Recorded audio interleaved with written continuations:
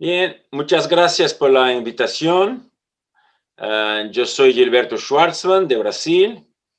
Ah, Mi tarea es hablar acerca de los estudios clínicos, los ensayos clínicos, como se dice en español, en Brasil, mostrando un poco del sentido de esta actividad de investigación clínica, lo que esto nos hace crecer como institución, como especialistas, como médicos, ¿no?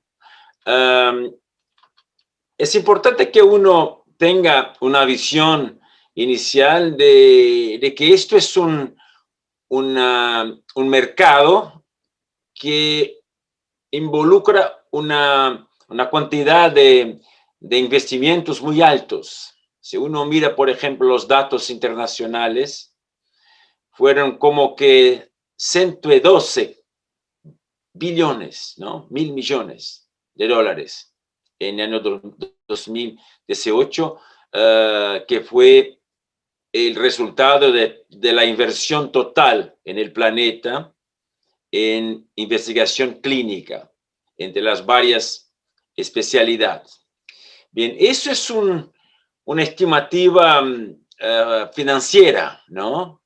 Me gustaría hoy con ustedes, como hablamos aquí de enseñanza, ir un poco más adelante de esto, con más profundidad, y hacer una reflexión. Yo que trabajé mucho tiempo con esto, en la URTC, y después cuando volví a Brasil, cuando estuve en NCI. Y la reflexión es, ¿cuál es la importancia de este tema, los ensayos clínicos, para nuestra sociedad? ¿Cómo podemos nosotros medir el valor humano de esta actividad? ¿Por qué yo iba a traer un tema como este cuando me invitan a hablar de clinical trials en Brasil? ¿No sería más simple ir derecho a los números, a las estadísticas? Bien, la respuesta que yo doy hoy con mi experiencia es no. No vamos a mover directamente a los números. La investigación clínica está ahí para nos ayudar a mejorar la vida de las personas, los síntomas de los enfermos, curar enfermedades, prevenir otras. Esto significa mejorar la calidad de vida y así tenemos una sociedad mejor. Eso nos mejora como individuos. En los últimos años, cuando uno mira Brasil de los años 50 hasta ahora, hemos tenido una gran transición epidemiológica. En los años 50, salud pública en Brasil tenía un foco muy centrado en el control de enfermedades infecciosas, ¿no? Pero con la mejoría de la salud pública, los avances en higiene básica, en salud básica, la introducción de buenos antibióticos y vacunas, esto todo cambió el escenario y nos ha hecho cambiar también la expectativa de vida de 48 años en los años 50 para más de 72 en nuestro tiempo. Entonces, hemos ganado como que 30 años promedio de tiempo de vida útil con los cambios que hemos hecho en la salud de los años 1950 hasta ahora. Y vivir más con calidad mejor ofrece a las personas el derecho básico humano de hacer planes de largo plazo como un individuo, ¿no? Y en este sentido, los ensayos clínicos, en mi opinión, pueden también ser mirados como uno de las herramientas que tenemos para mejorar la dignidad de los individuos en la sociedad.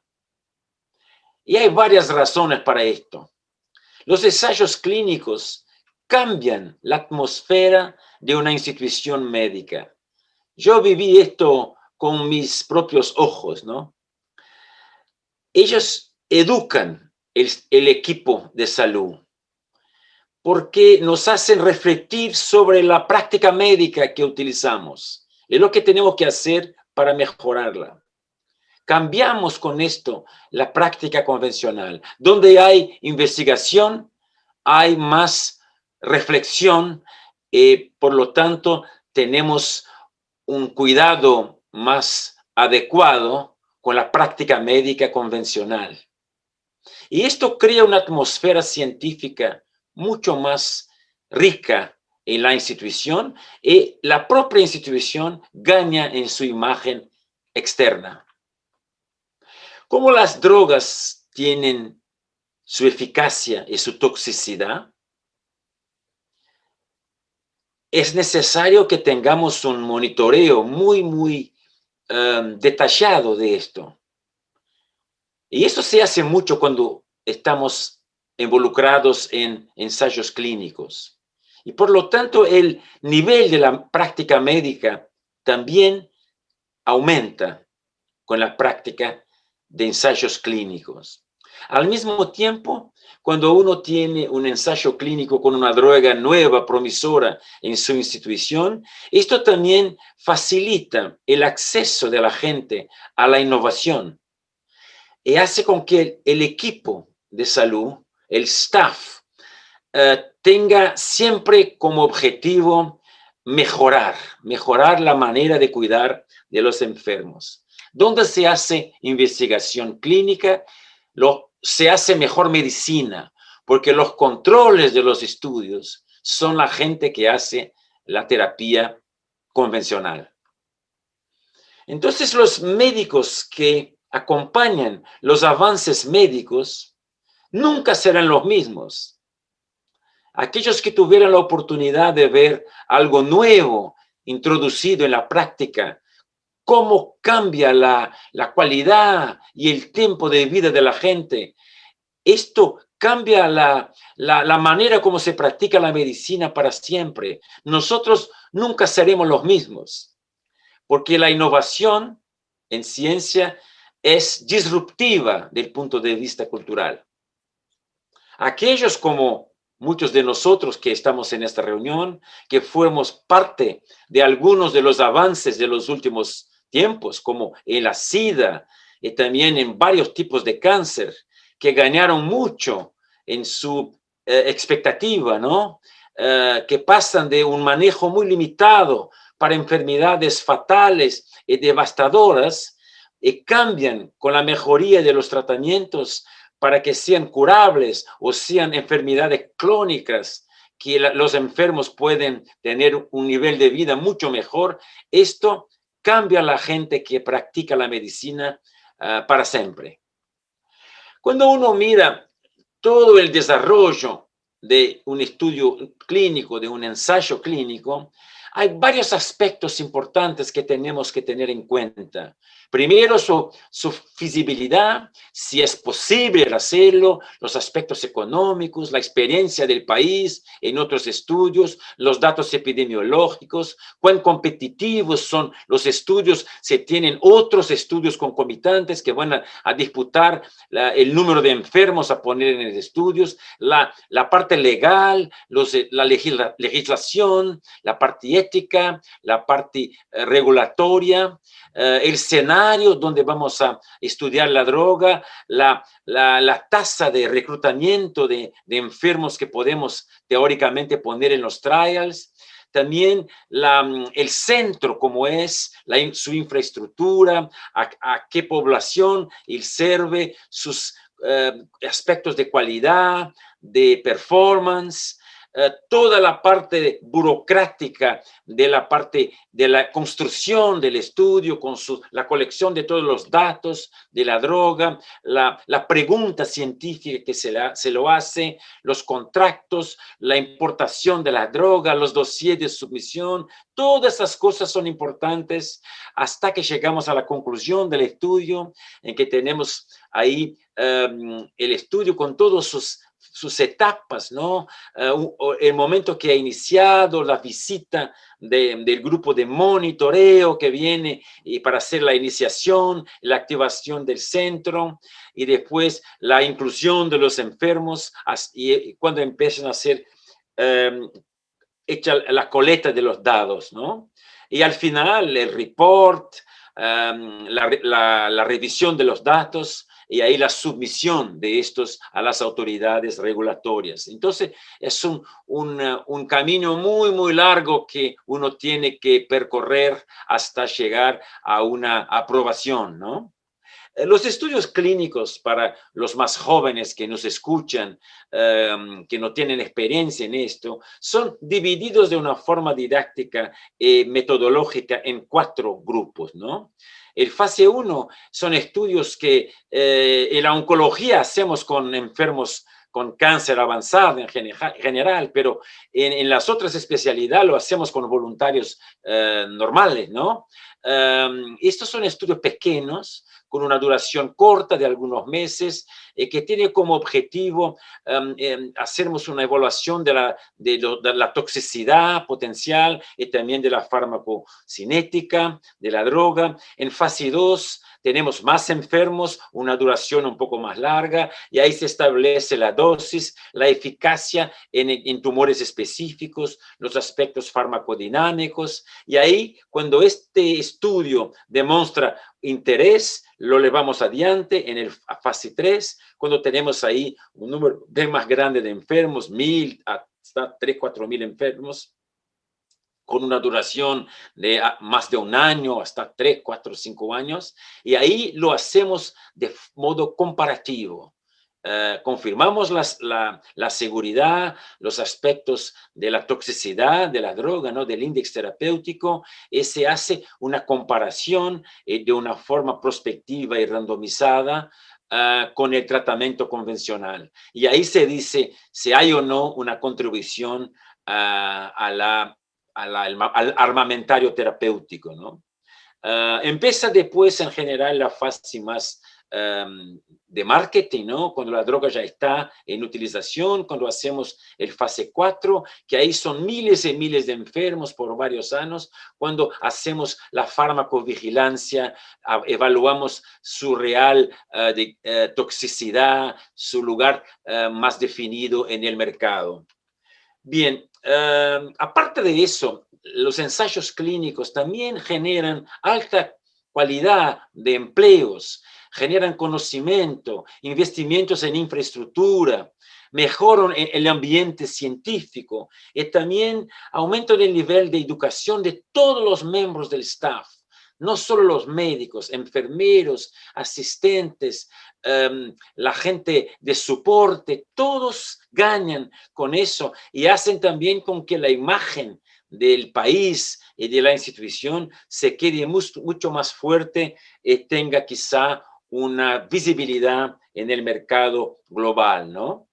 Cuando hablamos de mi país, Brasil, que es un país continental, ¿no? Que tiene una amplia diversidad poblacional, tenemos gente de varios orígenes, ¿no? Brasil tiene la influencia del indígena, tiene el europeo, tiene el elemento africano, entonces por lo menos esa tríade hace la composición principal del país. Tuvimos después varias ondas migratorias de asiáticos y de pueblos de otro origen. Entonces, Brasil es una mezcla muy interesante genética que interesa como población a ser estudiada en ensayos clínicos, ¿no? Y somos hoy, con todas las dificultades, la economía número 9 en el planeta y la número 6 en el rank del mercado farmacéutico. Y esto no es trivial, es una oportunidad impresionante.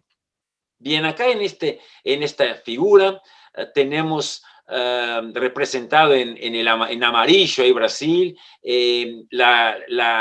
la heterogeneidad, por ejemplo, llamamos el índice de fraccionamiento étnico. Cuanto más en el naranja o más para el rojo, más heterogéneo. Entonces somos ahí del grupo como Estados Unidos, que tenemos ahí y otros países que tenemos una mistura étnica muy, muy interesante, ¿no?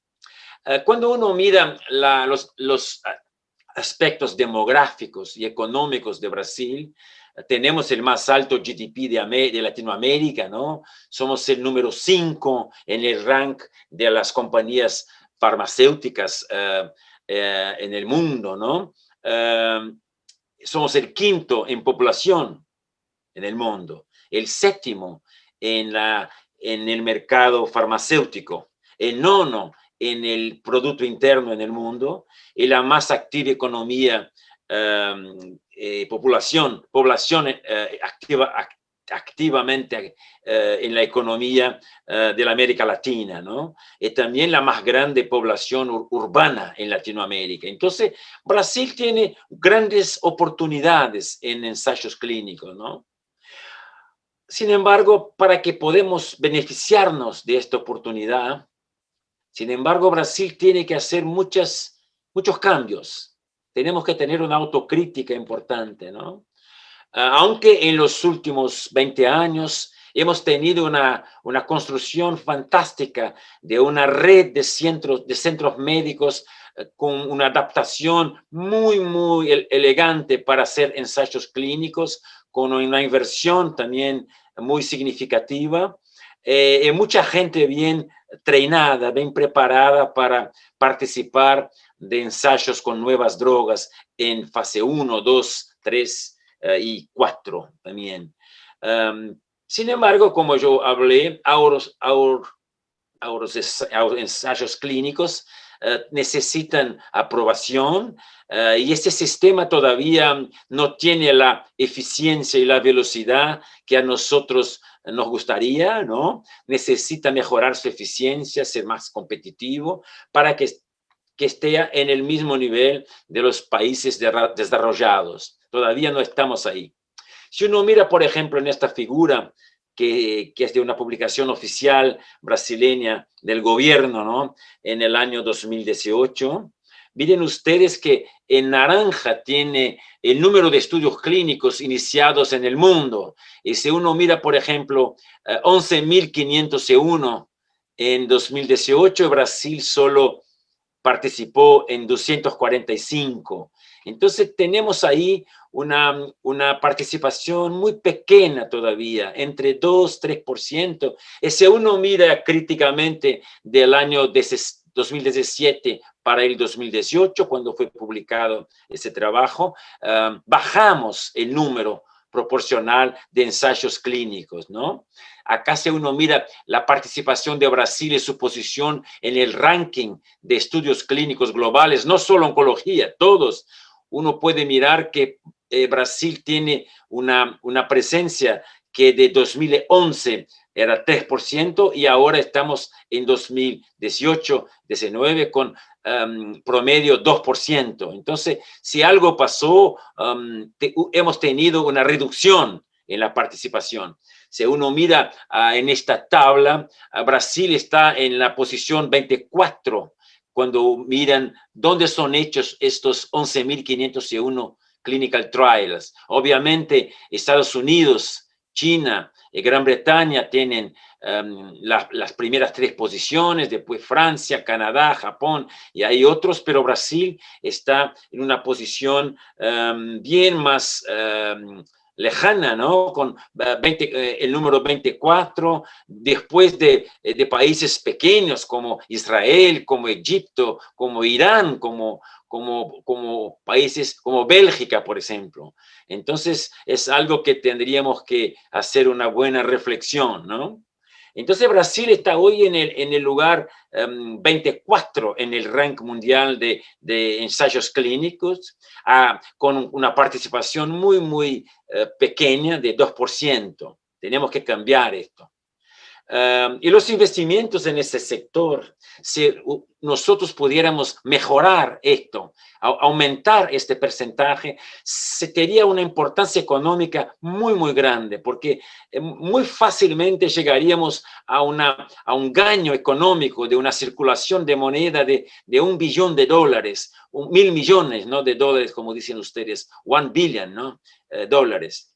Y eso tendría un efecto inmediato en la vida de muchos pacientes, voluntarios que están en estudios, ayudaría a miles y miles de gente que trabaja en esta cadena productiva de la investigación clínica, ¿no? Y teniendo más innovación en el sector farmacéutico, el país podría ganar mucho más en tecnología, podría engañarse más en ese esfuerzo internacional de generar conocimiento, generar patentes y así mejorar nuestra relación comercial en la área farmacéutica con los países desarrollados. Todavía tenemos una gran dependencia de ellos para la producción de los insumos, de las drogas y de todos los componentes que hacen parte de este proceso. Para ser más atractivo en el mundo de los ensayos clínicos, Brasil tiene que mejorar sobre todo sus aspectos regulatorios, facilitar también la logística de conducción de ensayos clínicos y hacer más investimientos en la formación de profesionales para la investigación clínica, ¿no? Cuando uno mira, por ejemplo, el costo de un ensayo clínico, comparativamente, tomando Estados Unidos como 100, Brasil es un local en que se hace estudios clínicos mucho más baratos, con menos costo. Brasil sería 44% del costo americano, ¿no? Argentina tiene un costo más alto que Brasil, Alemania tiene un costo más alto que Brasil, Bélgica, Inglaterra, Rusia. Entonces Brasil podría ser por este aspecto un país atractivo para que la gente hiciera más y más trials en nuestro país, pero todavía no es la realidad y tenemos que ver qué razones tenemos para que no sea así, ¿no?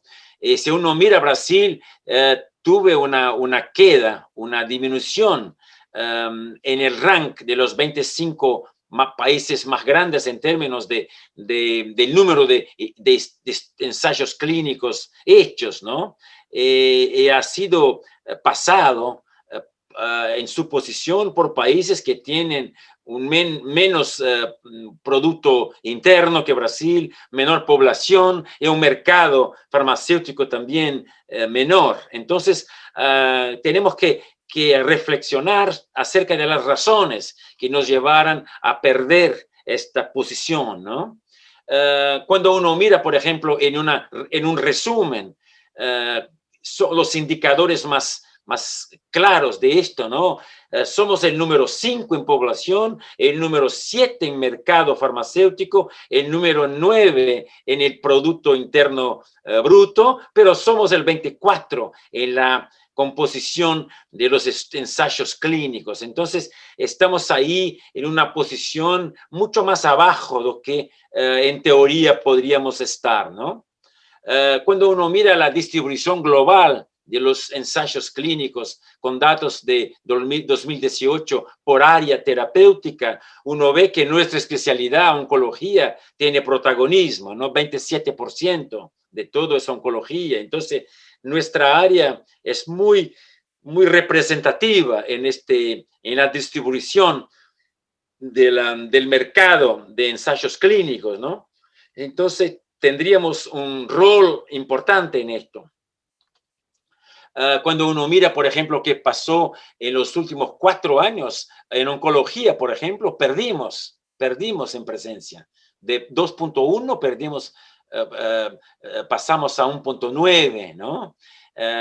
Perdimos también en los ensayos en el sistema nervioso central, ganamos un poquito en enfermedades inflamatorias y de autoinmunidad, también en enfermedades metabólicas, pero esto cardiovascular perdimos, entonces perdimos mucho en las especialidades que son más tiene más protagonismo en esta distribución percentual del mercado de ensayos clínicos.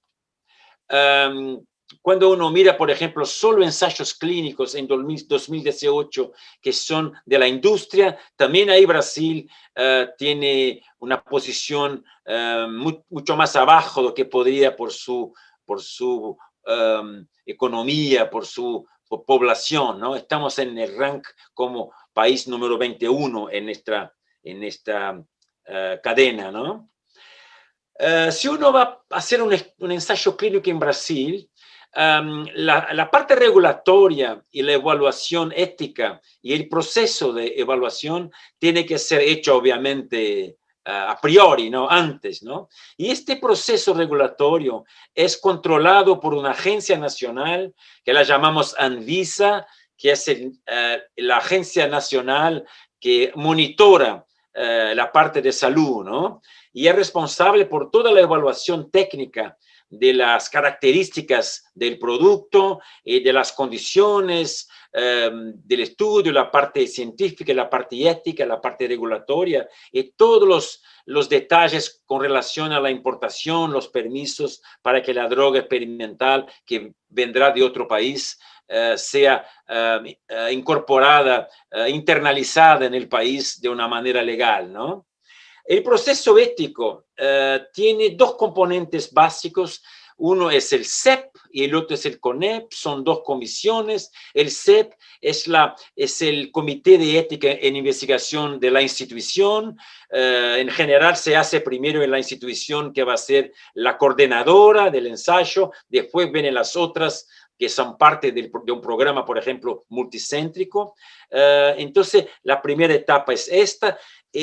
Después de la aprobación por el comité ético de la institución, de acuerdo con una resolución que tuvimos hace algunos años, en 2012, tenemos después una evaluación por CONEP, que es la Comisión Nacional de Ética en Investigación, que hace la revisión de todo el proyecto. Y si el estudio tiene otras instituciones, los respectivos centros de investigación locales también tendrán que hacer su evaluación para que puedan participar como un site satélite, ¿no? Acá tenemos un resumen de esta secuencia. Esto en Brasil todavía no tiene un flujo muy eficiente. Esa es una de las razones principales de nuestra disminución en la presencia de Brasil en el porcentaje total de ensayos clínicos mundiales, ¿no? Si uno mira, por ejemplo, el tiempo de análisis regulatoria y ética de acuerdo con la legislación de Brasil, con la parte legal, en días, ustedes miren que en Brasil tardamos 3 veces más que Estados Unidos.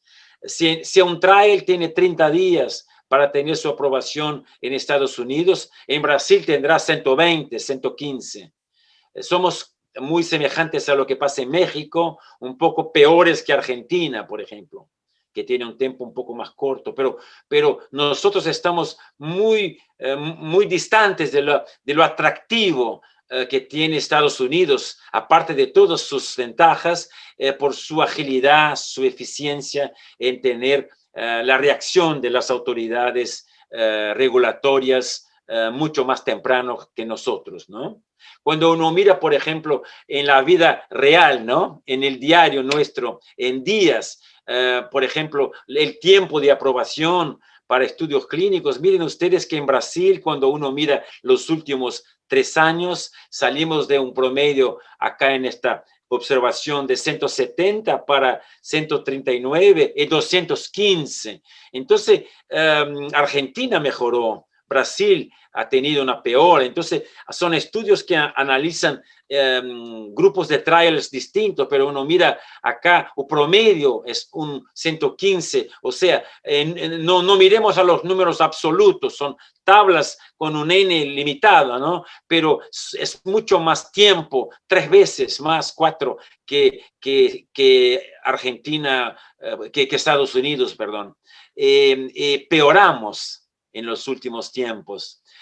Si uno mira, por ejemplo, por complejidad, eso son datos de 2017, los trials que tienen, por ejemplo, complejidad más grande, ¿no? Estudios más complejos, con biológicos, estudios así de fase 1, fase 2, tiene un tiempo de evaluación oficial así casi impeditivo, más de un año, por ejemplo, ¿no? Y estudios de complejidad intermediaria como 270, 280 días. Entonces, es mucho tiempo. Claro que en estudios más simples el tiempo es más corto, pero todavía no es tan corto como nosotros gustaríamos, ¿no? En el año 2017 tuvimos un esfuerzo de las autoridades para intentar mejorar las deadlines, para las respuestas de las autoridades, de una manera que cuando no tenemos la respuesta en un plazo prefijado, ya podemos muchas veces empezar los estudios, pero esto todavía no está 100% implementado entre nosotros de un modo así nacional. Bien, para concluir, me gustaría entonces hablar de un buen ejemplo de los últimos tiempos en Brasil, que tiene una traducción en Latinoamérica también, que es una iniciativa hecha por colegas de mi región, de Porto Alegre, que han empezado junto con colegas de otros lugares, no solo en Brasil, en varios países de Latinoamérica, con la COG, que es un grupo colaborativo latinoamericano de oncología que marcha muy bien, tiene como liderazgo doctor Carlos Barrios y doctor Gustavo Berutsky, que se han dedicado mucho a esto por varios años y ya pudieron construir una iniciativa que es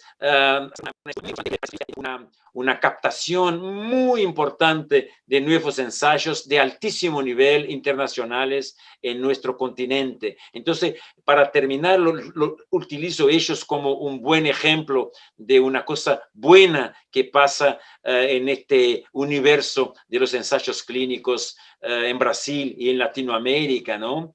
Ellos tienen varios grupos de investigadores en Brasil, en las distintas regiones geográficas, en los varios países de Sudamérica, de Latinoamérica, perdón, y hacen estudios de una manera orientada por sitio primario. Hay, por ejemplo, hay estudios siempre disponibles de una manera muy dinámica en los varios tipos de cáncer. Acá, por ejemplo, son estudios que se pueden mirar por el site activos en cáncer mamario, varios estudios importantes, ¿no?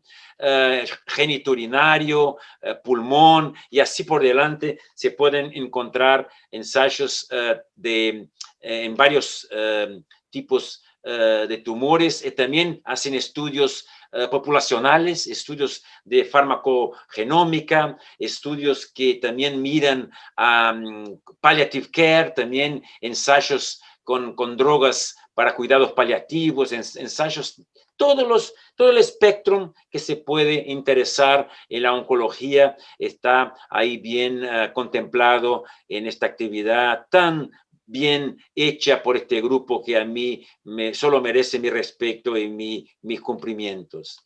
Entonces, con eso yo concluyo. Acá está mi mail. Cualquiera de ustedes jóvenes que quieran hablar conmigo, me hacer preguntas, estoy a su disposición. Muchas gracias.